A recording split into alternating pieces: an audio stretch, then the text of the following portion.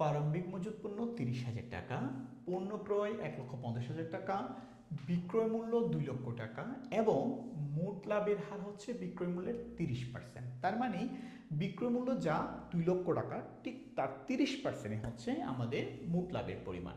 এরপর বলা হচ্ছে তবে সমাপনী মজুত পণ্যের মূল্য কত হবে। সো আমরা এটা কিভাবে বের করব? আমরা জানি প্রথম আমি বিক্রিত পণ্যের ব্যয়ের দিকে আগাবো।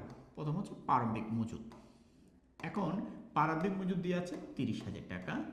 প্রারম্ভিক মজুতের সাথে আমরা কি করি? ক্রয়টাকে প্লাস করি। যদি ক্রয়কে প্লাস করি 1,50,000, তখন আমাদের আসে 1,80,000 টাকা।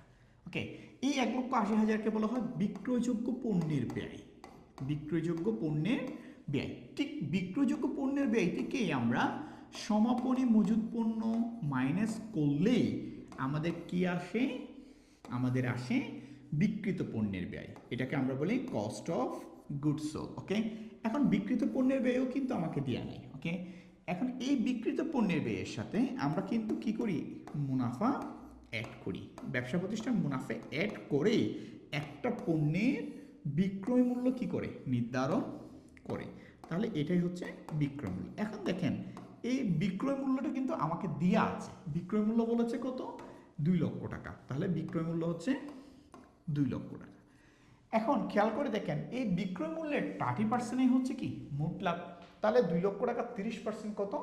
60,000 টাকা। সো আমাদের মুনাফা হচ্ছে 60,000 টাকা। এখন দেখেন কস্ট অফ গুডস সোল্ড অর্থাৎ বিক্রিত পণ্যের ব্যয়ের সাথে আমরা মুনাফা অ্যাড করেই কিন্তু বিক্রয়কে পাই। তাহলে আমরা বিক্রয় থেকে যদি মুনাফা পাটা বাদ দিয়ে দিই, তাহলে আমরা কি বিক্রিত পণ্যের ব্যয় পাই না?